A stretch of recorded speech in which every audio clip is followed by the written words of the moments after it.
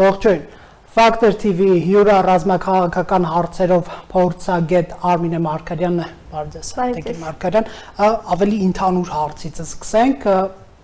մամուլում քաղաքական գործիչների, փորձագետների շուրթերով հետևյալ հարցն է արծարծում եւ պնդումը կա նոյեմբերի 9-ին ընդառաջ մի օր շուտ հետո ստորագրվելու է ոչ հայանպաստ փաստաթուղթ իշխանությունը թաքցնում է այդ փաստը քննարկվում է միջանցք տալու գաղափարը քննարկվում է սահմանազատում անել ոչ հայանպաստ քարտեզներով չնայած եթե Հայաստանի ԱԳՆ-ի հայտարարություններին հետևենք ճիշտ սրան հակառակ հայտարարություններն են արվել որ միջանցք չի լինելու ոչ հայկական սուվերենությամբ սահմանազատում եթե արվի Անվտանգության խորհրդի քարտուղարը ասաց 26-29 թվականների քարտեզն է որ իրավական հիմք ունի եւ քարտեզագետները մեզ ասում են որ դա այսպես լավագույն քարտեզն է եթե ընդունենք խորհրդային շրջանը դեռ չեն ավելացել անկլավները ինչ է կատարվում դուք ինչ տեղեկություններ ունեք արդյոք իսկապես սպասում է ոչ հայանպաստ հայտարարության կամ փաստաթղթի ստորագրում Շնորհակալություն հրավերի համար նախ սկսեմ նրանից որ որևէ տեղեկություն չունեմ եւ չեմ կարող ունենալ որովհետեւ այն հարցերը որ դուք բարձրացնում եք կարծում շատ քիչ թվով մարդիկ առասարակ կարող են խորքային տեղեկություն ունենալ այդ առումով, բայց որպես փորձագետ հենվենք բաց աղբյուրների վրա, փորձենք վերլուծել եւ հասկանալ թե առասարակ ինչ է կատարվում։ Ուրեմն կարծում եմ, որ բոլոր ճանապարհները տանում են դեպի նոյեմբերի 9-ի հայտարարություն։ Եթե մենք խոսում ենք միջանցք թե ոչ միջանցք տալու մասին։ Սա առաջինը։ Եվ հունվարի 11-ի հայտարարություն։ Առաջինը նոյեմբերի 9-ի։ Առաջին նոյեմբերի 9-ի։ Ուրեմն, ինչ վերաբերում է տեղեկատվությանը, որ մամուլում տարածվեց, կարծում եմ սա պատահական չէր, որ տարածվեց եւ կարծում եմ որ սա շատ լավ է, որ տարածվեց, որովհետեւ սրանով մենք որոշ խնդիրներ ենք մեր համար լուծում։ Առաջինը, մեզ ինչն է բաժանում այսօր 3 գումարած 3 ձևաչափից։ Կարծում եմ որ մեզ 3 գումարած 3 ձևաչափից բաժանում է դեմարկացիան եւ դելիմիտացիան։ Միայն Գլոբալ առումով հիմնականը դա Լեռնային Ղարաբաղի հակամարտության խնդիրն է եւ բայց դա այս պահին հիմա փորձենք թողնել մի կողմ դա առանձին թեմա է փորձենք առանձին դա դիտարկել որտեղ ըստ էության դա առանձին էլ պիտի դիտարկվի Կարծում եմ որ մարտավարական առումով եւ ռազմավարական առումով մեզ 3 գումարած 3-ից բաժանում է դեմարկացիա եւ դելիմիտացիան ինչու որտեվ եկեք ուշադիր հետևենք այն հայտարարությանը որ արվեց արտգործնախարարության կողմից Ըստ էության ինչ էր ասում արտգործնախարարությունը արտգործնախարարությունը ասում էր որ Միսկի խմբի համանախագահության ձևաչափ կա որ ունի միակն է մանդատ ունի լեգիտիմ է եւ որի շրջանակներով պիտի այս հարցը լուծվի այսինքն այստեղ հասկացանք մեր դիրքորոշումը որն է մյուսը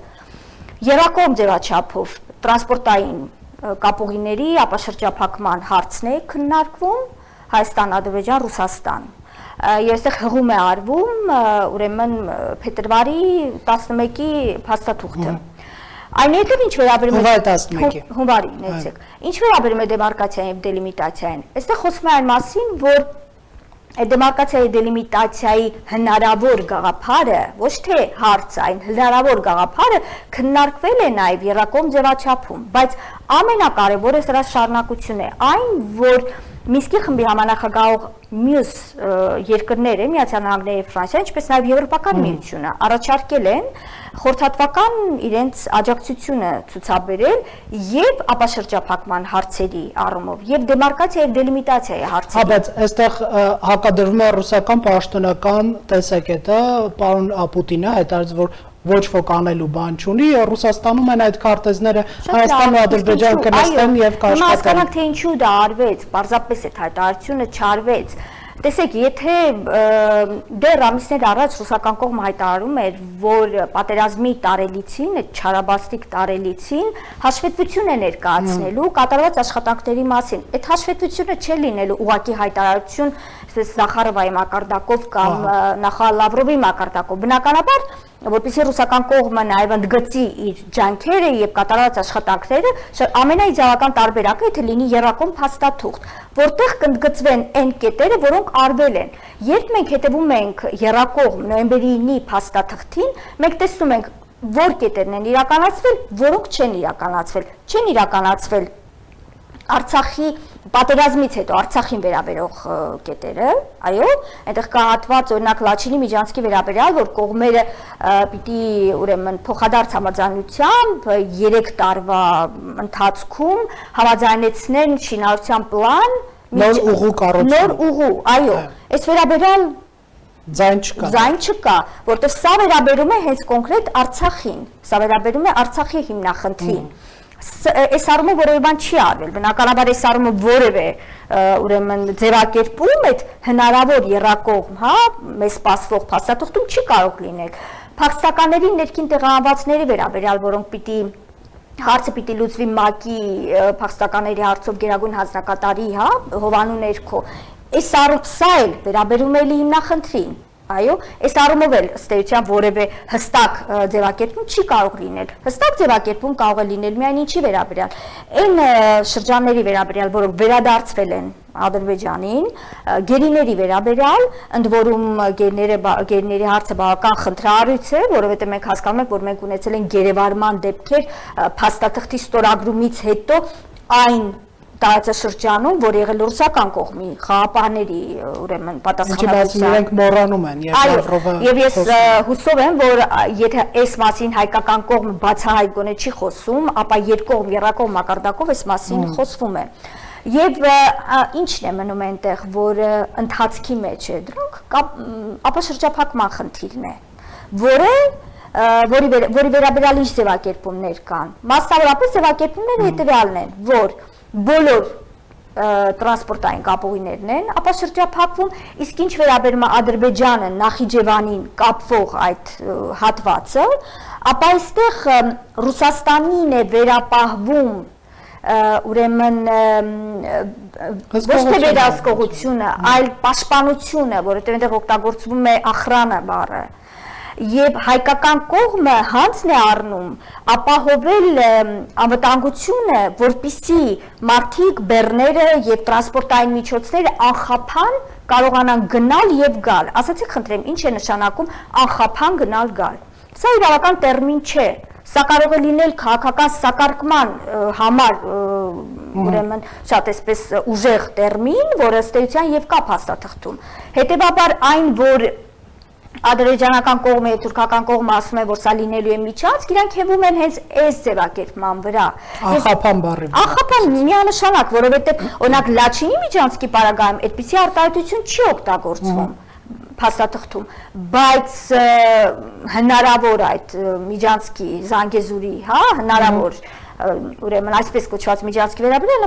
նման ձևակերպում է օգտագործվում։ Հիմա այս կետերը սրանք կարող են լինել բնականաբար այն փաստաթղթում, որը հիմա կարող է համաձայնեցվել կողմերի միջև, որպեսզի ստորագրվի, չգիտեմ, նոյեմբերին կամ նոյեմբերի 10-ին, բայց այստեղ հարց է ծագում, բա ուր է դեմարկացիա եւ դելիմիտացիան, հա? Մենք չէ որ մենք ասում ենք, որ մենք ուզում ենք դեմարկացիա եւ դելիմիտացիա, դա բխում է մեր շահերից։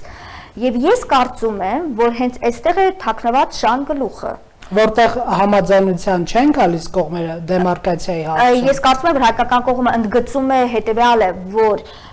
տրանսպորտային կապուղիների ապաշրջափակում արվում է եռակողմ մակարդակով դե յուրե, բայց դե ֆակտո քառակողմ, բայց գոնե դելիմիտացիա եւ դեմարկացիան մենք ցանկանում ենք ուրեմն գնալ այն ճանապարհով, որը մեզ որոշակի երաշխիքներ կտա նաև արևմտյան կողմերի, արևմտյան երկրների ներգրավվածության առումով։ Այդ հակադրությունը ճիշտն ասած ակնհայտ է, ԱԳՆ-ի հայտարարությունում եւ շեշտվում է, որ խորհրդատվության պատրաստակամություն հայտնել են Միացյալ Նահանգները, Ֆրանսիա եւ Եվրոպական միությունը, դա հաջորդեց ըստ էության Վլադիմիր Պուտինի հայտարարության, որ ուրիշ ոչ ոք պետք չէ, ես ուզում եմ հասկանալ, ո՞րն է այն կռվանը, այն գործիքը, որով հիմա հայկական կողմը պետք է համոզի ռուսներին միջազգային չափանիշներով անել այդ սահմանազատումը, լավ, եթե նույնիսկ հենվում են ռուսական գլխավոր շտաբում եղած իրավական հիմք ունեցող քարտեզի վրա, ապա սահմանազատումը դա process է, որը պետք է մասնագիտացված արվի, հա, այսինքն մարդու իրավունքները հաշվի առնվեն, ընդհանրապես այն միջավայրը, որոնք զատվում են, միտեղ կարող է Հայաստանը զիջել, միտեղ կարող է Ադրբեջան զիջել, տարբեր հանգամանքներ հաշվի առնել, այդ ո՞րն է այն գործիքը, որով հիմա կամ փորձում է, կամ հայկական կողմը ռուսներին համոզում է, որ եկեք այդ ստանդարտներին էլ հա դիմենք։ Տեսեք, դուք իրավացիորեն նշեցիք, որ որպիսի սահմանազատումը եւ սահմանագծումը լինի ուրեմն օբյեկտիվ, ապա այդտեղ բավական շատ ֆակտորներ պիտի հաշվի առնեն եւ մարդու իրավունքները, այո, եւ զուտ պարզապես ինչ որ քարտեզի վրա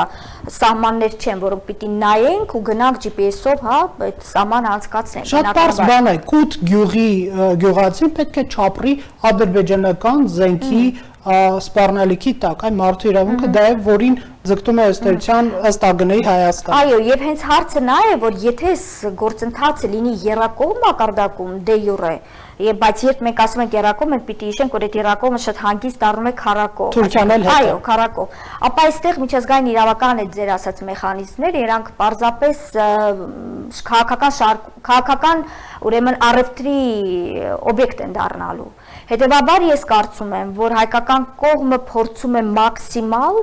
ուրեմն համոզել ռուսական կողմին, որ շատ լավ մենք ռազմավարական դաշնակիցներ ենք, մենք շնորհակալ ենք, որ դուք կանգնեցրել եք պատերազմը, մենք իրապես գնահատում ենք այն, որ դուք այսօր խաղապահները գտնվում են Արցախում եւ ապահովում են մեր ուրեմն արցախայերի անվտանգությունը, բայց գոնե այս հարցում մենք ցանկանում ենք, որպեսզի մենք ունենք այլ տարբերակներ, մենք այլ առաջարկներ ունենք, եւ եթե դուք ցանկանում եք մեր օգտին առաջ բերել 20-ական թվականների քարտեզները, ապա սա մի բան է, որ ըստ էության մեզ հասանելիք է։ Սա չի նշանակում, որ դուք մեզ լավություն եք։ Դա զիջում չի, եւ դրա փոխարեն մենք ձեզ ոչինչ չենք կարող տալ։ Գիտեք, ես ունեմ մտավախություն, որ ընդհանրապես որևէ բան, որ մեր համար արվում է, կապ չունի ով ան։ Դրա փոխարեն մենք ինչ-որ բան պիտի տանք, չէ՞։ Հիմա շատ այսպես չկամությամբ իհարկե կարող եմ տրամաբանել, որ եթե մեզ տրվի հնարավորություն 20-ական թվականներով քարտեզով անել այդ process-ը, ինչը նաև մեր պատկան մարմիններն են հայտարարում, որ իրավական ուժ ունեն այդ քարտեզները, այո, 20-ական թվականների, ապա սա պիտի բխի ռուսական կողմի շահերից, ասի խնդրեմ, իսկ ինչու դա պիտի բխի ռուսական կողմի, եւ որ պարագայում Ռուսաստանը պիտի շահագրգռված լինի, որպեսզի այս հարցում հայկական կողմի դիրքերը ամուլ լինեն։ Եթե Հայաստանը նոր զիջումներ անի, օրինակ անկլավների տեսքով, Հայաստանում քաղաքացիները ավելի շատ մեծ դժգոհություն են բարձրացնում ռուսների։ Չէ, ես չեմ կարծում, որ սա ֆակտոր է։ Ես կարծում եմ, սա կարող է լինել այն դեպքում, եթե Ռուսաստանի հերում գնացող ռազմավարական ծրագրերում կարող է լինել նաև այն օրը ապագայում, երբ Հայաստանը կարող է մաս կազմել միութենական պետության։ Իսկ այն, որ նման ռազմավարական ուրեմն գոնե նպատակ կուլարներում կամ փորձագիտական հանրությունում մենք տեսնում ենք, կարծում եմ սա նորություն չէ։ Այս բանական Ռուսաստանը իհարկե կուզենա, որպեսզի մեր ուրեմն սահմանները Ադրբեջանի հետ գծվեն, զատվեն, մեծ շահեկան քարտեզները, որտեղ մենք այլևս մի սահման ենք ըստ էության դառնալու, եթե մենք դառնում ենք միութենական։ Իսկ մոտ է այդ օրը միութենական պետություն դառնալու Ռուսաստանի հետ։ Գիտեք, ես կարծում եմ, որ եթե մենք կարողանանք մեզ հեռացնել 3 գումարած 3 ձևաչափից եւ ավելի քան համոզված եմ, որ մեզ այս պայդրությամբ փաստացի, այսպես առարկայական մեզ այդ process-ից հետ է պահում դեմարկացիա եւ դելիմիտացիան, ապա կարծում եմ, որ այդ օրը չի գա, այսինքն դա շատ մշշոտ է լինելու, որովհետև լինելու է մի գործընթաց, երկարատև գործընթաց Հայաստանի եւ Ադրբեջանի միջեւ, որտեղ միջազգային իրավական մեխանիզմներ են գործարկվելու։ Իսկ եթե այդ մեխանիզմները չեն գործարկվելու եւ դա լինելու եռակողմ ձևաչափով, իհարկե այստեղ լծակները շատ ավելին կարող են լինել, քան մենք այսօր սթափ ուղեղով կարող ենք պատկերացնել։ Տեսեք, Ռուսաստանի Դաշնությունը ունի այստեղ Զորք, Գյումրի ռազմաբազան է մեր որոշ սահմաններ, նրանք են պահում այստեղ չվիճենք, հա մենք ենք հրավիրել, թե նրանք են եկել, դա այդքան էլ էսպայն կարևոր չի։ Մենք տեսնում ենք, որ Ադրբեջանը կարող է ներխուժել Հայաստանի սուվերեն տարածքներ եւ մարսել մինչ օրս, եւ Հայաստանը չի դիմում օրինակ միջազգային կառույցներն այդ հարցով գոնե մի հայտարարություն ստանալու համար։ Մենք դա պետք է որպես փաստ ընդունենք այս օբյեկտիվ ելակետերը եւ ասացեք խնդրեմ, արդյոք Հայաստանը ունակ է այսօր դիմագրավել այդ արտաքին ճնշումներին, լինի սահմանագծում, սահմանազատում, լինի միջանցք, լինի 3+3, չէ՞ որ մեր վրա կան կոնկրետ ճնշման գործիքներ։ Նորից բոլոր ճանապարհները տանում են դեպի եռակողմ հայտարարություն, որն է մեր վրա ճնշումը, այն որ մեզ ասում են դուք պիտի Զանգեզուրյան միջանց գաղափարը իրականություն դարձնեք, ասեք խնդրեմ, եթե մենք մուտքի արտոնագրային, հա, երկրի մուտքի արտոնագրային ռեժիմով, մաքսային ռեժիմով չենք կառավարելու այդ ուրեմն գնացքը, հա, օրինակ, որը որ պիտի անցնի մեր տարածքով, այստեղ ասած սա ինչով է տարբերում միջանցքից, եթե մենք չենք վերահսկելու այդ ճանապարհը, վերահսկելու է ռուսական կողմը, սա ինչ է, եթե ոչ միջանցք, եւ սա ամրագրված է, սա փաստաթղթում, տողատակերում սա երևում է, կարծում եմ, որ այս ընթացքում մենք ռեալ կռիվ ենք տվել, որպեսզի այդ վերահսկողությունը չարվի համատեղ թուրքերի հետ։ Նույնիսկ դա Այո, որովհետև թուրքական կողմի մասին որևէ հիշատակում չկա փաստաթղթում, բայց հստակ վերևում է, որ եթե անխափան պիտի գնան գան, հա, ադրբեջանական կողմը եւ թուրքական պիտի անխափան գնան գան եւ դա պիտի պաշտպանությունը իրականացվի ռուսական կողմի միջոցով, դա ինչ է նշանակում անխափան, դա նշանակում է, որ ես չեմ վերահսկելու, թե ինչպիսի բեռներ են գնում գալիս, եւ սա արդեն չեմ խոչընդոտել, եւ չեմ կարող խոչընդոտել, այո, եթե ահաբեկիչներ եք տեղափոխում օրինակ ձեր գնացներով, այո չեմ կարողանա խոչընդոտել, եւ սա ամրագրված է, սա հասկանում եք, սա ի սկզբանե ամրագրված է, սա երևում է, կարծում եմ մենք կռիվ ենք տվել, մինչեւ հիմա մենք կռիվ ենք տալիս, որպեսզի Թուրքիան այդտեղ որևէ ներկայացվածություն չունենա, սա է խնդիրը։ Հիմա մեր զրույցը կշարունակենք, հարգելի հեռուստադիտողներ, ձեզ առաջարկում եմ բաժանորդագրվել Factor TV YouTube-յան եւ Facebook-յան էջերին, ինչպես նաեւ հավանել այս տեսանյութը, որպեսզի ավելի շատ մարդ դիտի այն, դա չափազանց կարեւոր գործոն է։ Հիմա եթե Թուրքիայի ներկայության հարցն ենք ընդհանրապես մենք փորձում չեզոքացնել, նշանակում է, որ արդեն իսկ ընդունել ենք, որ դա լինելու է միջանցք, այսպես պարտադիր չի էլի գրավոր գրել, որ Հայաստանը հրաժարվեց այդ 40 կիլոմետրարոց ճանապարհից եւ դա այլևս ադրբեջանական, դուք ասացիք, կարող են ռուսները հսկել եւ օրինակ որևէ գործառույթ չլիազորվի հայկական կողմին, լինի ոստիկանություն, լինի ԱԾ բանակ, դա կնշանակի միջանցք միանգամից, այսինքն մենք արդեն իսկ ընդունել ենք, որ դա մերը չէ, միայն թե թուրքերն էլ չգան այսպես, այդ պրոցեսն է հիմա։ Գիտեք, ցավում եմ, բայց կարծում եմ, որ այո, որովհետև նորից կրկնում եմ, դա ամրագրված է այս փաստաթղթում։ Քավլիցի ես ամենևին չեմ ասում, որ նոյեմբերի 9-ի փաստաթղթում գրված է, որ լինելու է միջանցք ամենևին, բայց այնպիսի ձևակերպումներ են օգտագործվում, որոնք մեզ թույլ են տալիս վերլուծելու, որ եթե վերահսկողությունը, անվտանգությունը չի ապահովում հայկական կողմը այդ ճանապարհի, սա ինչ է։ Ապա արտա տարածքային որևէ ինչ-որ ճանապարհ է դա դառնում։ Այսինքն մեզ համար մեծ հարցով տարբերություն չկա, եթե մենք չենք ապահովում թուրքերն ու ռուսները, թե ռուսները, թե միայն թուրքերը, այսինքն միևնույնն է դա չի լինելու հայկական վերահսկողության տակ։ Համենայն դեպս փաստաթղթից բխում է այն, ես համենայն դեպս տեսնում եմ այն, որ մենք այդ հատվածը չենք վերահսկելու։ Եթե մենք անխափան պիտի տեղի ունենա այս process-ը, նշանակում է մենք չենք վերահսկելու։ Կարծում եմ վստահ եմ, որ հայկական կողմը այս առումով կռիվ է տվել եւ կարծում եմ դեռ շարունակում է կռիվ տալ։ Բայց կարող են, գիտեք, այս առումով կարող է ինչ-որ զիջում արվել, գոնե նրա հաշվին, որ դեմարկացիա եւ դելիմիտացիան չլինի եռակողմ մակարդակում։ Եթե սա գոնե կարողանանք մենք սրանից ճողոպրել, ապա մենք կարող ենք համարել, որ ռազմավարական առումով մենք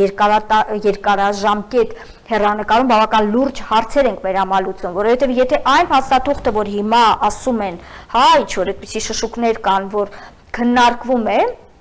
Եվ որը կարող է ստորագրվել, օրինակ եթե այդտեղ ներառվի նաև երրակող մակարդակով դեմարկացիա եւ դելիմիտացիան, իմացեք, որ մենք մեր սուվերենությունը, մեր սուբյեկտայնությունը, լավ սուվերենությունը դեռ դնենք մի կողմ, չեմ սիրում սուվերենությունից խոսալ, որովհետեւ կարծեմ դրա մասին չպիտի խոսել, դրան պիտի ձգտել։ Մենք մեր սուբյեկտայնությունը ըստ էության գրեթե ամբողջովին կորցնում ենք։ Եթե մենք գնում ենք այդ ճանապարհով, թե ինչքանով կկարողանանք ճողոպրել։ Կարծում եմ, որ այստեղ պիտի պարզապես ինչքան հնարավոր է ձգել այդ իրավիճակը, ձգել այնքան, որովհետև տեսեք, ադրբեջանական կողմը չի ուզում դեմարկացիա եւ դելիմիտացիա, բացարձակ։ Իրեն դա ձեռնտու չէ։ Ինչու՞։ Քարտեզները սանակամներն են։ Որովհետև ադրբեջանական կողմը ի տարբերություն մեր շատ լավ գիտի, որ եւ դիմում է միջազգային իրավական մեխանիզմների, քո դիրքերը շատ ամուր են լինում եւ միջազգային դատարանում ՄԱԿ-ի այն process-ները, որ հիմա տեղի են ունենում, նրանք շատ բանի մասին են ուշում, տեսակ, դեռ դատը տեղի չէր ունեցել, բայց արդեն որոշ մանիկաներ հեռացվեցին եւ եթե չեմ սխալվում, վերջերս նույնիսկ Ալիևը մի առիթով այսպես միտք հայտնեց, որ քանի որ Հայաստան ուժեղ լոբի ունի դրսում, եթե իրանք դիմեն այդ միջազգային իրավական մեխանիզմների, իրանք այնտեղ ուժեղ կլինեն, բայց տանում էր հարցը նրան, որ մենք լոբիստական մեր կազմակերպությունները ուժեղ են եւ կարողանան լավ լոբինգ անել, բայց նրանք շատ լավ են հասկանում, որ այստեղ մենք հնարավորություններ շատ ունենք, այդ հնարավորությունները պարզապես, գիտեք, եթե այսօր չի ստացվում որևէ հնարավորություն օգտագործել, պիտի ձգենք, այո, սա այն դեպքն է, որ պիտի ձգենք այնքան, մինչև կկարողանանք մի փոքր շունչ քաշել։ Հարցը այդ ընթացքում ինչքանով կհամբերեն գերտերությունները, որ մեր ձգելու process-ը գնա, ես պատական չնշեցի այստեղ ռուսական ռազմական ներկայության փաստը, պատական չնշեցի, որ ադրբեջանցիները ներխուժել են եւ բարբերաբար սպառնալիքներ են տեղում, որ այսինքն միջանց կբացենք, եթե չտա, այսինքն որոշակի այսպես ռազմական ճնշման տարերել կարող է լինել Հայաստանի վրա, որպեսզի մենք չկարողանանք այդ անընդհատ ձգելու process-ը տանել կոնկրետ, այսպես թափտան եւ պարտադրեն, որ արեք եւ վերջ։ Այդ ռիսկը դուք չեք տեսնում։ Այստեղ գիտեք հարցն այն է, որ այսօր Ադրբեջանի համար առաջին նշանակության հարցը դա այսպես կոչված Միջանցքի հարցն է։ Եվ եթե նա այս առումով հաջողություն ունենա, նա ռազմական առումով իր համար շատ լուրջ խնդիրներ է լուծում, որովհետև երբ որ տնտեսական բաժանում է անում ներքին, հա, եւ ասում եմ արևելյան Զանգեզուր նկատի ունենալով, որ կա նաեւ արևմտյան Զանգեզուր, այն ադրբեջանցին, որը որ այդ գնացքը կնստի կամ կլինի այն բեռի կողքը, որը որ պիտի հասնի օրինակ Նախիջևան, նա վստահ է լինելու, որ ինքը պատմական հողի վրայով է գնում գալիս։ Այսինքն ինքը հերավար շատ լուրջ, շատ խորքային հարց է իր համար լուծում։ Իր համար սա է հիմա կարևոր։ Իսկ դեմարկացիա եւ դելիմիտացիան Ադրբեջանը շատ լավ է հասկանում, որ սա մի կրվան է, սա մի լծակ է լինել, եթե եղավ երրակող մակարդակով, սա լծակ է լինելու Ռուսաստանի ձեռքում ճնշում գործադրելու, եթե եղավ առավել լայն համատեքստում, ուրեմն ԵԱԿ-ի շրջանակներում, այստեղ ավելի լուրջ խնդիրների առաջ ինքը կարող է հանգել։ Դրա համար իրեն ձեռնտու չէ այս ճանապարհը։ Ձեռնտու չէ մանավանդ, որ արդեն իսկ ներխուժել է Հայաստան տարածքներ եւ ըստ մարդուրանքների պաշտպանի այնտեղ որոշակի ամրաշինական աշխատանքներ կատարում եւ այստեղ հարցը առաջանում, եթե նույնիսկ լինի այդ համարազատումը, արդյոք նրանք հետ են գնալու։ Շատ լավ հարց է բարձրացնում։ Այո, պատկերացնենք, չէ, որ այդ սահմանազատում, սահմանագծում ինքը 10 տարվա պատմություն չէ։ Սա ռեալ կարող է նույնիսկ 100 տարի տևել, ռեալ, այսինքն մենք նույնիսկ դրա վերջը մենք դուք եւ մեր սերունդները միգուցե եւ չկարողանան տեսնել։ Հիմա եթե նորից ուզում եմ սա հստակ շեշտել, որ եթե այս գործընթացը եղավ երրակող մակարդակում, սա ուղիղ ճանապարհ է դեպի 3 գումարածի 3, երբ տարածաշրջանը փակ է, երբ քո խնդիրները լուծվում են միայն տարածաշրջանի ներսում, երբ քո մասին խոսում ես ոչ թե դու, այլ խոսում են նրանք, ովքեր ունեն այդ ուժը խոսելու, եւ նույնիսկ գիտեք տարական մի օրինակ կարող եմ վերել դիվանագիտության մեջ, տարական, որպեսզի պատկերացնենք ինչ կարող է լինել։ Օրինակ միջազգային կազմակերպություններում բոլոր երկրները ներկայացնում են տեխնացություններ, այո։ Սա շատ լուրջ լծակ է Հայաստանի համար, կոնկրետ Հայաստանի մասին խոսենք, բազմակողմ դիվանագիտություն վարելու համար, որովհետև եթե դու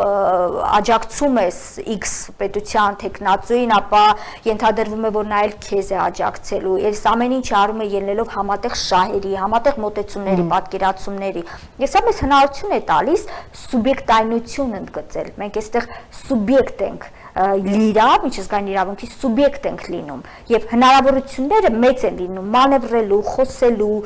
ինչ որ հնարավորություններ ստեղծելու։ Իսկ եթե եղավ 3 գումարած 3-ը, նորից եմ ասում դեմարկացիան, դելիմիտացիան ուղիղ տանելու է այնտեղ, ապա մեր փոխարեն օրինակ կարող է Թուրքիան օրինակ որոշել 6 հոգով, հա, 6 պետությունների ներկայացուցիչներով նստեն որոշեն օրինակ ՄԱԿ-ի այս կառույցում այս անգամ Թուրքիայի տեխնացում պիտի լինի։ Բոլորս պետք է պաշտպանենք Թուրքիայի տեխնացուն։ Էրդողանն է ասում, Ադրբեջան, Թուրքիա, Ռուսաստան, Իրան, Վրաստան եւ Հայաստան, այսպես խմբով բոլորին է դիմել։ Եկեք 6-ով համատեղ քայլ անենք եւ խաղաղություն հաստատենք տարածաշրջանում։ Իլհամ Ալիևը իհարկե առաջարկ է արել Հայաստանին տարածաշրջանում խաղաղության հետ կապված, կա որոշակի բացասական տրամադրվածություն Վրաստանի կողմից, նշում է Թուրքիայի նախագահը, սակայն եթե այդ բոլոր երկրները դրական մոտեցում դրսևորեն, ապա հարթակը կստեղծվի եւ տարածաշրջանը կվերածվի խաղաղության հարթակի։ Ձեզ հայտնի է Հայաստանի դիրքորոշումը։ Հայաստանի դիրքորոշումն ինձ հայտնի չէ, բայց Փաշինյան-Պուտին հանդիպումից հետո այս առումով որևէ տեղեկատվություն չտարածվեց, այո։ Բայց պարզ էր, որ հանդիպման ժամանակ պիտի քննարկվեր սա։ Կարծում եմ, որ հայկական կողմը երբ գնացել էր այդ բանակցություններին, սրան ընդդեմ, ոչ թե ընդդեմ, այլ սրան նաև ազդող, հա, երևի։ Ազդող, փոխլելացնող որոշ առաջարկներ է արվել եւ նորից կարծում եմ, որ այստեղ սահմանազատումն ու սահմանագծում ունեցել է առանցքային նշանակություն։ Այսինքն գիտեք խնդիրը որն է, այս ամեն ինչը հիշեցնում է մի իրավիճակ, երբ դու քո տունը օրինակ 1 տարի մոտավորապես չես մաքրում, հետո որոշում ես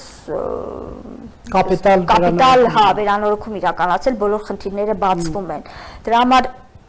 մեր շահերից է բխում իմ կարծիքով, որպիսի եթե մենք չենք կարող ճողոպրել, հա, այդ միջազգային տրամաբանությունից, եթե մենք ստեցյալ չենք կարող ճողոպրել այլ հարցերում, որոնք ամրագրված են փաստաթղթային, գոնե սահմանազատումն ու սահմանագծումը ինչքան հնարավոր է զերծ պահենք եռակողմ մակարդակից։ Սահմանազատման եւ սահմանագծման գլխավոր ռիսկը որը կամ արեք, թե դա հայկական օրակարգ է ըստ էության, որովհետեւ տեսեք մեր պաշտոնյաներն ասում են, եթե դա տեղի ունենա, կիմանաքի վերջո մեր սահմանը որն է եւ դա ավելի պաշտպանված կլինի, չգիտեմ, միգուցե նկատի ունեն այն, որ ՀԱՊԿ-ը այլևս հարցեր չի տա, որն է ձեր սահմանը, որ գանք պաշտպանենք, միգուցե դա նկատի ունեն եւ ինչ օրս ոնց որ թե ՀԱՊԿ-ում շարունակվում են Հայաստանի դիմումի շուրջ քննարկումները ձայն չկա, ինչ կարող եք ասել, արդարացված են այն ռիսկերը, որ դա ուղիղ ճանապարհ է նաև Արցախից հրաժարում սահմանազատումը, թե դա մենք կարող ենք այնտեղ նշում անել, որ սա չի վերաբերում Արցախին, դա այլ գործընթաց է եւ այլն, ինչ կարող եք ասել։ Տեսեք, վերջերս ես նման գրառում արել էի, որ եթե հայկական կողմերի շահերից բխում է, միանշանակ բխում է, որպեսզի սահմանազատման եւ սահմանագծման աշխատանքները մեկնարկեն հենց այսօր, եթե իսկապես դա մեր շահերից է բխում, ապա գոնե մենք պիտի հասնենք նրա, որպեսզի Մինսկի խմբի համանախագահող երկրների, պետությունների, ղեկավարների մակարդակով լինի հայտարարություն առայն, որ ողջունվում է կողմերի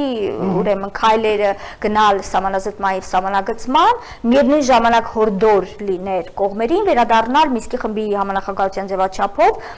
տարվելիք բանակցություններին Արցախի կարգավիճակի հետ կապված, բայց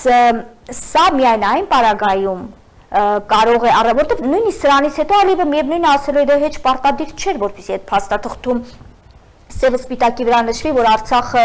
ուրեմն մերն է, սեստենից մերն է, մեր տարածքն է եւ խնդրեմ Ռուսաստանն էլ համանախագահող երկիր դրա մասին բազմիցս հայտարարել է, հա, բայց միևնույն է, այդ հայտարարելով հանդերձ մենք էլ մեր դիրքորոշման վրա պիտի կանգ առնենք բնականաբար, խաղապահներն են այնտեղ են, սեստենից այնտեղ են լինելու եւ հասկանում ենք, չէ, որ այդ հնարավոր այլընտրանքային ճանապարհը, որ պիտի կառուցվի դեռևս, պիտի համաձայնեցվի, կառուցվի, եւ ընդդեմ ռուսական խաղապահները պիտի հսկողություն իրականացնեն, հա, այս ամենը շատ երկար ճանապարհ է, 4 տարվա բան չէ, այսինքն հասկանում ենք, որ հավանաբար ռուսական կողմը սրա վրա է հենվում, երբ որ ասում եմ մենք դեռ երկար ենք այստեղ մնալու։ Այնպես որ բայց սա կարող է լինել, գիտեք, այն փրկողակ միայն այն դեպքում, եթե մենք սարսափելի շատ ուզում ենք հենց հիմա սկսել երակող մակարդակում սահմանազատում եւ սահմանագծում։ Հարցն էլ հստակեցնենք, դուք ասում եք, եթե հայկական շահերին համահունչ է այսօր սկսել է սահմանազատումը կամ սահմանագծումը, ինչու պետք է համահունչ լինի այսօր սկսելը կամ չլինի, կխնդրեմ այս հարցը բացեք։ Համահունչ կարող է լինել այն դեպքում, եթե պարզվի, որ այն քարտեզները, որոնք իրավական ուժ ունեն եւ որոնք մեզ հրամցվելու են, դրանք այդ նույն 20-ական թվականների քարտեզներն են, որի մասին մասնագետները արդեն բազմիցս խոսում են, թե ինչպիսի ռազմական նշանակության ճանապարհներն են մնում եւ այլն, հա։ Բայց սա ուրեմն կարելի է ընդունել միայն այն դեպքում, եթե սրա փոխարեն մեզանից որևէ բան չեն ակնկալում, որ սա մեզ լավություն է արվում։ Դժվար է դա պատկերացնել։ Շատ խնդրեմ։ Դուք ձեր հարցին պատասխանեցիք, այսինքն մենք գալիս ենք այն եզրահանգման, որ սահմանազատում եւ սահմանագծում այսօր ամենևին մեր շահերից չի բխում սկսել, եթե խոսքը գնում է երակող մակարդակի մասին։ Ես ուզում եմ Թուրքիայի մասին էլ խոսենք, տեսեք, Ջո Բայդենն ու Էրդողանն են հանդիպում G20-ի այդ Հռոմի գագաթնաժողովն է եւ ի թիվս այլ հարցեր քննարկվում են նաեւ ուղիղ մեջբերեմ Հարավային Կովկասում դիվանագիտական ջանքեր, այսինքն Միացյալ Նահանգները համանախագահող պետություն, գլոբալ գերտերություն ընդունում է, որ Թուրքիայի հետ պետք է Հարավային Կովկասից դերվիթի նաև Հայաստանի հարցերը քննարկել, հա։ Ռուսաստանի Դաշնության արտգործնախարարը եւ Թուրքիայի արտգործնախարարը անդրադարձել են կրկին այդ հավաքում Անդրկովկասում 3+3 տարածաշրջանային մեխանիզմի գործարկման հեռանկարին։ Ինչ հակախաղ ունի այստեղ Հայաստանը Թուրքիայի գործոնը փոքրինչ չեզոքացնելու։ Այ ես հետևում եմ ադրբեջանական այսպես քննարկումներին, նրանք հպարտանում են, որ մենք կարողացանք Թուրքիայի միջոցով չեզոքացնել ռուսական գործոնը, մտավախություն ունեն, որ Ռուսաստանը կարող է միջամտել, պատերազմ թույլ չտալ եւ դրանով հպարտանում են, հա։ Լավ, մենք ունենք որևէ հակախաղ, եթե այլևս Թուրքիան տարածաշրջանում է եւ դա ընդունում է անգամ Վաշինգտոնն ու Մոսկվան, կան միջոց անելու, որ ոչ հայանպաստ գործունեություն Թուրքիան այստեղ չծավալ է, դուք ասում եք, որ մենք կռիվ ենք տալիս, որ այդ միջանցքը ռուսների եւ թուրքերի միջոցով գոնե չվերահսկվի, հա, գոնե ռուսները լինի, ես այդպես հասկացա, թուրքական գործոնի չեզոքացման կամ վնասների մեղմացման ինչ տարբերակներ ունի Հայաստանը։ Դուք իրավացիորեն նշեցիք, որ այլևս փաստ է, որ Թուրքիան տարածաշրջանում է եւ թե մենք դա չենք ուզում նկատել, ապա դա քաղաքական կարճատեսություն է, չի կարելի։ Պիտի դրա հետ պիտի հաշվի նստենք, ոչ թե դա միայն տեսնենք, այլ նաեւ դրա հետ պիտի հաշվի նստենք։ Դա էմոցիա չէ, դա ատելություն չէ, դա բարեկամության։ Դրա համար գոնե մենք այսօր պիտի հասկանանք մենք ինչ սպասելիքներ ունենք Թուրքիայից, մենք ինչպիսի Թուրքիա ենք ուզում, ինչպիսի Թուրքիայի հետ ենք ուզում հարաբերվել, որն է մեր սպասելիքը, ինչ եք սպասում, որ Թուրքիան սահմանը կբացի։ Այսինքն մենք այդ դեպքում պիտի պատրաստ լինենք գնալ այն զիջումներին, որը թուրքական կողմը ներկայացնում է։ Լավ, պարզ է, որ մենք սրան չենք գնում եւ չենք գնալու, կարծում եմ։ Հիմա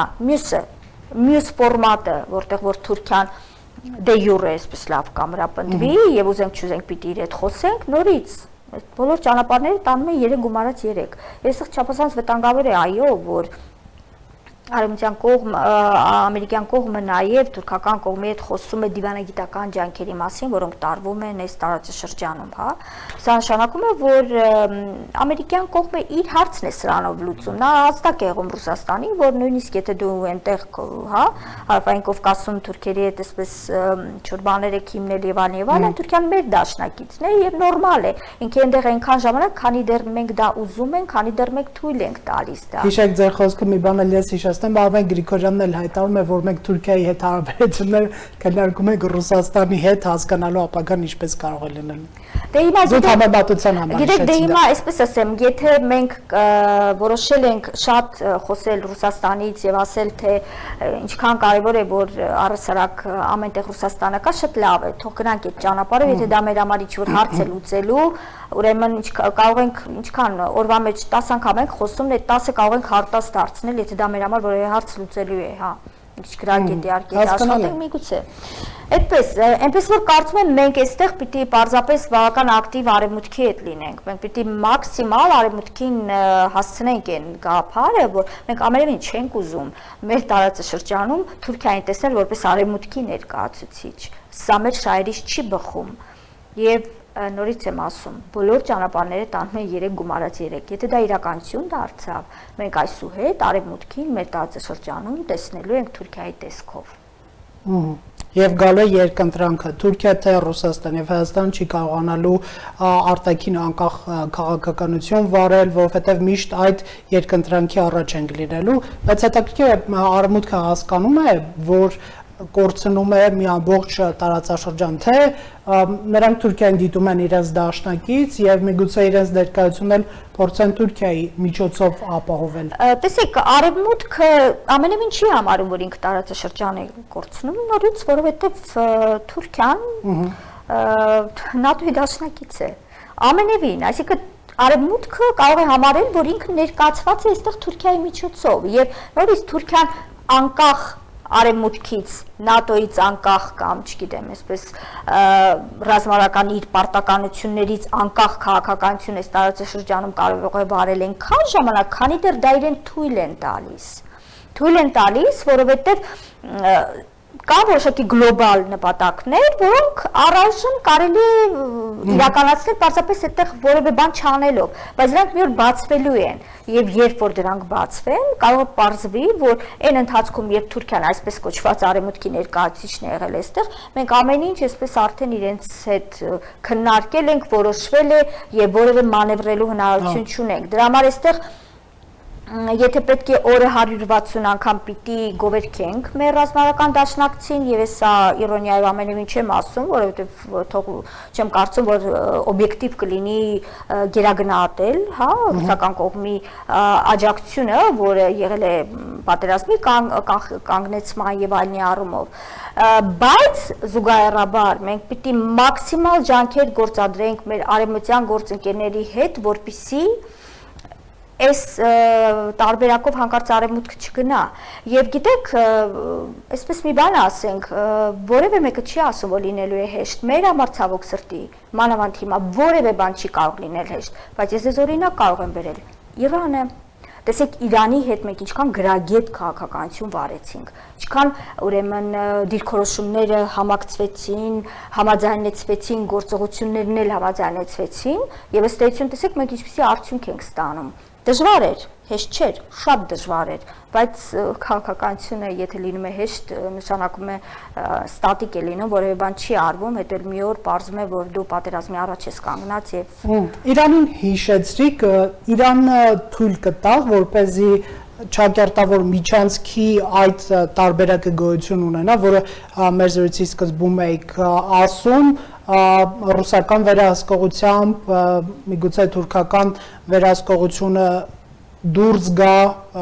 այսինքն Իրանի ջանքերն են դրան ուղղված, որ թուրքական վերահսկողության այդպես փաստը դուրս գա եւ միայն ռուսական մնա, թե մենք կարծում ենք, որ Իրանը այսպես չի ցանկանում, որպեսզի դա ընդհանրապես որևէ ուժի տիրապետության տակ լինի, եթե ոչ հայկական, պարզվում է, որ միայն թուրքական գործոնի բացառմամբ ենք զբաղված։ Իրեք ես կարծում եմ, որ մենք մի քանի գործոնի բացառմամբ ենք զբաղվել, բայց մեզ հաջողվել է չեզոքացնել թուրքական գործոնը միայն։ Ես կարծում եմ, որ իրավիճակն այսպիսին է։ Իրանի հետ կապված, եթե ուրեմն այս ճանապարհը վերահսկվում է Ռուսաստանի կողմից, ապա ինչու՞ չէ կարելի պայմանավորվել ռուսական կողմի հետ, այսինքն Իրան, Ռուսաստան ձևաչափով այնտեղ պայմանավորվածություններ կարող են Այդտեղ իրենք մտահոգություն չունեն, իրանք թուրքական վերահսկողության հարցի իրենք պիտի մշտապես ունենան ուրեմն մտահոգություն, բայց թե իրենք երկկողմ մակարդակով, երկկողմ օրակարգով ինչպիսի պայմանավորվածություններ ձեռք բերեն, եւ դրա համար էլ Իրանին ձեռնտու է որպեսզի այդ 3 գումարած 3-ը լինի։ Հասկանում եք, puzzle-ը հավաքվում է, երբ որ նոր սկսել են խոսել այդ 3 գումարած 3-ի մասին, հարց էր ծագում, լավ, ինչ օրակարգ կա։ Պարզ է, որ ամեն մեկ իր օրակարգն էր։ Հիմա պարզ է, թե Իրանին ինչու է գետնի վրա ձեռնտու այս ուրեմն ձևաչափը, որովհետև ինքն էլ մասնակից կա։ Այո, Վերջին հարցը, մի մտահոգիչ վերջերս բան լսեցի քաղաքագետներից մեկը, այսպես կադրից դուրս, զրույցում անկեղծանում էր, որ մենք հատկապես պատերազմից հետո իրավունք չունենք, չենք կարող, այսինքն հանդես գալ որպես սուբյեկտ, մենք տարածք ենք եւ բնակչություն ենք եւ պետք է թույլ տանք Ռուսաստանի անի այն, ինչ ուզում է եւ որպես այսպես ռուսական գծից շեղվելու որևէ քայլ Հայաստանը պետք է չանի, որովհետեւ Ռուսաստանը շատ վտանգավոր է, իդեպ այդ գնահատականն էլ էր, դրա հետ համատեղ հնչում։ Հիմա դուք ինչ տեսակ եք այս հարցում ունեք, մենք վերջնականապես կորցրել ենք մեր ինքնիշխանությունը, մենք այս պահին իրավունք չունենք մտածելու դրա մասին, այլ պետք է ինչ-որ մեկի թևի տակը մտնենք, այսպես ասած, ինչ կարող եք ասել։ Տեսեք, որ պահին մենք մտածեցինք, որ մենք կորցրել ենք մեր ինքնիշխանությունը, դա կնշանակի, որ հենց այդ պահից մենք արդեն կորցրեցինք մեր ինքնիշխանությունը։ Դա գիտեք, դա կարմիր գիծ է։ Երբևէ չի կարելի այդպես մտածել։ Այո, իրողություններին պիտի նայենք սթափ աչքերով եւ տեսնել են խնդիրները, ոչ թե, գիտեք, ոչ թե ապրենք մինչ սեպտեմբերի 27-ի Հայաստանում եւ Արցախում, այլ դրանից հետո, բայց մտածել, որ մենք այլևս որևէ բան չենք կարող անել, չենք կարող փոխել, ես դրա հետ ոչ միայն համաձայն չեմ, ես կարող եմ նույնիսկ ուրեմն արգումենտավորել ինչու ես դրա հետ համաձայն չեմ։ Եթե այստեղ արգումենտ որպես վերում է այն, որ Ռուսաստանից ենք ամբողջովին կախված, ասացեք, խնդրենք, իսկ ինչ ենք մենք անում դեմ ռուսական շահերին, որևէ բան, որևէ կողմ, որևէ հարց կարող է այստեղ բերել, ասել, այ դուք այս գործընթացն եք ուզում անել, լավ չեք անում, չեք կարողանում անել, բայց ուզում եք անել, որը դեմ է ռուսական կողմի շահերին։ Քավլիցի, դա այդպես չէ։ Եթե նույնիսկ մենք այսօր կարողանանք հանդգնել եւ բարձրաձանել, ասել մենք ձեզ սիրում ենք, մենք ձեզ հետ ենք, мы никуда не денемся, ինչպես այդ փորձագիտական առույթն է ասում, այո, մենք ձեր հետ ենք, դուք մեր ռազմական դաշնակիցն եք, կա երակոմ հայտարարություն, գնում ենք, դուք եք որոշում, բայց սահմանազատումը եւ սահմանագծումը սա երկարատև գործընթաց է եւ սա գոնե այն տիրույթն է, որտեղ մենք ուզում ենք ժամանակ շահել, մեր օգտին ժամանակ շահել, իսկ այդ ժամանակը մենք կարող ենք շահել միայն այն դեպքում, եթե այստեղ նորից եմ ասում, գործարկվեն նաև որոշակի իրավական մեխանիզմների հնարավորություններ։ Շնորհակալություն զրույցի համար։ Համեցեք։ Ֆակտոր TV-ում հյուրընկալել ենք ռազմաքաղաքական հարցերով փորձագետ Արմինե Մարգարյանին։